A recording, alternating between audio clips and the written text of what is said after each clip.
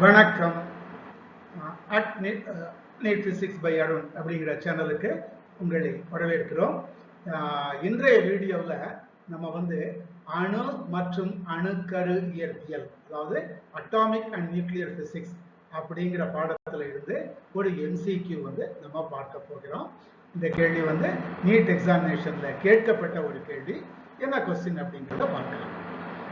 ஒரு புரோட்டான் மற்றும் எலக்ட்ரானின் மின்னூட்டங்கள் சற்றே வேறுபட்டுள்ளதாக கருதுவோம். நம்ம கருதுறோம், அவ்வளவுதான். உண்மையில அப்படியா சார்? கிடையாது. புரோட்டானுடைய மின்னூட்டமும் எலக்ட்ரானுடைய மின்னூட்டமும் எதிரெதிர் திசைகளில் இருக்கும், ஆனால் சமமாக இருக்கும். எலக்ட்ரானுக்கு நெகட்டிவ் சார்ஜ், புரோட்டானுக்கு positive charge, but they are equal. ஆனா கொஞ்சம் வித்தியாசமா இருக்கிறதா கருதுவோம். எப்படி சார்? அதாவது மைனஸ் இ எலக்ட்ரானுடைய சார்ஜ் மற்றும் plus E plus delta E, plus போட வேண்டியது இல்லையா, இ பிளஸ் டெல்டா இ புரோட்டானுடைய சார்ஜ் இப்படி இருக்குன்னு சொல்லுவோம். டி எனும் தொலைவில் வைக்கப்பட்டுள்ள, தொலைவு எப்படி சார் இருக்கு? அணுவின் அளவை காட்டிலும் மிகப்பெரிய தொலைவு. அது இருக்கட்டும். தொலைவில் வைக்கப்பட்டுள்ள இரு ஹைட்ரஜன் அணுக்களுக்கு இடையிலான மின்னியல் மற்றும் ஈர்ப்பியல் விசைகளின் நிகர அளவு சுழியாகும். அதாவது நிகர விசை, நெட் ஃபோர்ஸ் அப்படின்னு சொன்னோம் இல்லையா, அது சுழி, 0 எனில் டெல்டா இயின் டெல்டா இயின் மதிப்பு தோராயமாக எவ்வளவு? இதுல ஹைட்ரஜனுடைய நிறை MH = 1.67 × 10⁻⁻27 கிலோகிராம். டெல்டா இயின் மதிப்பு நமக்கு தோராயமாகத்தான் கேட்டிருக்காங்க. அதனால எக்ஸாக்டா அதனுடைய துல்லியமான வேல்யூ கண்டுபிடிக்கணும், ஆன்சர் கண்டுபிடிக்கணும் அவசியம் இல்லை. சரியா? சரி, எவ்வளவு சார் தோராயமாக? 10⁻⁻23 கூலும், 10⁻⁻37 கூலும், -47 கூலும், -20. இப்போ சாதாரணமா electrically an atom is neutral. ஏன் sir neutral? Charge of electron is equal to charge of proton. So an atom is electrically neutral. ஆனா இங்க நம்ம கருதுறது எப்படி? கொஞ்சோண்டு பிளஸ் சார்ஜ், பிளஸ் டெல்டா இ அப்படிங்கிற சார்ஜ். அப்ப சாதாரணமா ரெண்டு ஹைட்ரஜன் அணுக்கு இடையில ஈர்ப்பு விசை வேண்டா இருக்கலாமே தவிர மின்னியல் விசை இருக்காது. ஏன்னா எலக்ட்ரிக்கலி போத் ஆர் நியூட்ரல். ஆனா இந்த டெல்டா இருக்கிறதுனால மின்னியல் விசையும் இருக்கும். சரியா?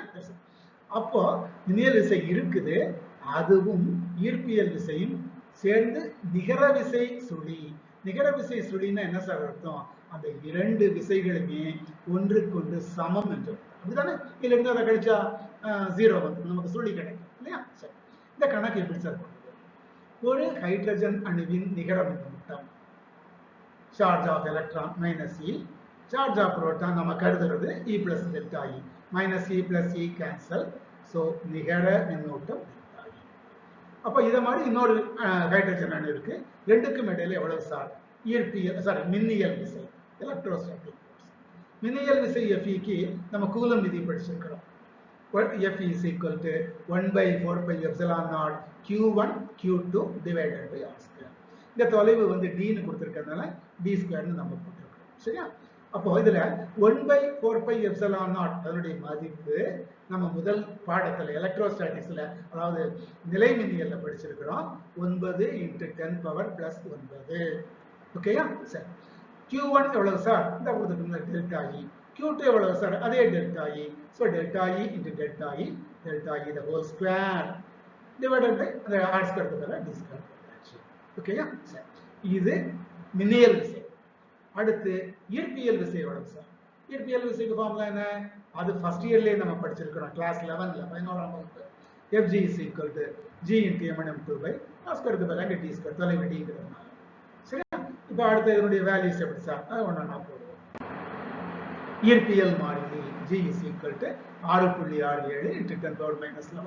கணக்குல கொடுக்காட்டாலும் உங்களுக்கு தெரியும். ஹைட்ரஜன் அணுவினுடைய நிறை கொடுத்திருக்காங்க இல்லையா, M1 is equal to M2 கொடுக்காட்டாலும் உங்களுக்கே தெரிஞ்சிருக்கணும். 1.67 × 10⁻⁻27. இப்ப நம்ம சொல்லியாச்சு, Fg மற்றும் Fe விசைகளின் நிகர மதிப்பு சுழி. அப்படி என்ன அர்த்தம்? Fe-யும் Fg-யும் சமம். Fe எவ்வளவு சார்? முன்னாடி போன ஸ்லைட்ல பார்த்தோம், 9 × 10⁻+9 × delta E the whole square by D². Fg எவ்வளவு சார்? அதுவும் போன ஸ்லைடுல பார்த்தோம், 6.67 × 10⁻⁻11 × 1.67 M1. இன்னொரு 1.67 into 10 power minus 27 the whole square m1 m2 square பண்ணாச்சு டிவைடட் பை d ஸ்கொயர். அப்போ LHS RHSல பார்த்தோம்னா LHSலயும் கீழே d ஸ்கொயர் இருக்கு, RHSலயும் d ஸ்கொயர் இருக்கு. அவை ஒன்றுக்கொன்று கேன்சல் ஆகிவிடும், ரத்தாகிவிடும். சரியா? அப்போ டெல்டா இதை ஹோல் ஸ்கொயர் மட்டும் இங்க வச்சுக்க, இந்த 9 அந்த சைடு கொண்டு போகணும்னு சொன்னா என்ன சார் இருக்கு 6.67. ஓகே, பவர் எல்லாம் ஒண்ணா சேர்த்துடலாம். 1.67 ஸ்கொயர் இன்னொரு 1.67 into 10 பவர் எவ்வளவு சார் 10 பவர் மைனஸ் 27 ஸ்கொயர். அது எவ்வளவு 10 பவர் மைனஸ் 54.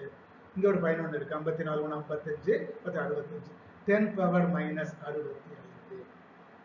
இது இங்க கீழே வந்துட்டு 9 into 10 பவர் பிளஸ் 9. இந்த பிளஸ் 9 கூட நம்ம என்ன செய்யலாம், மேலே கொண்டு போயிடலாம். மேலே கொண்டு போனா என்ன ஆகும், மைனஸ் 9 ஆகும். ஏற்கனவே அங்க 65 இருக்கா, அப்போ 65 9 74 10 power minus 6.67 into 1.67 into 1.67 divided by 9 மொத்தத்துக்கு into 10 பவர் மைனஸ் 7. இது என்னது சார், டெல்டா இத பிளஸ். இப்ப நம்ம ஏற்கனவே கணக்குல வந்து என்ன கேட்டிருக்காங்க, தோராயமாக அதனுடைய ஆர்டர், அதாவது மின்னூட்டத்தினுடைய டெல்டாயினுடைய மதிப்பு எந்த லெவல்ல 10 அடுக்கு இந்த மாதிரி இருக்கும் அப்படின்னு கேட்டிருக்காங்க. அப்ப இந்த ஸ்கொயர் எடுத்துட்டோம், இந்த ஸ்கொயர் எடுத்தா டெல்டா கிடைக்கும். இந்த 74க்கு ஸ்கொயர் எடுத்தா என்ன ஆகும், 74 by 2 2 6 14 7 2 14. So delta E is equal to 10 power minus 37 அப்படிங்கிறது வந்து நமக்கு கிடைக்கும். Delta E is equal to இதெல்லாம் ஸ்கொயர் ரூட்டுக்குள்ள இருக்கு. இந்த 10 பவர் மைனஸ் 70 கூட ஸ்கொயருக்கு வெளியில எடுத்துட்டோம்னா 10 பவர் மைனஸ் 37 தான் இருக்கும்.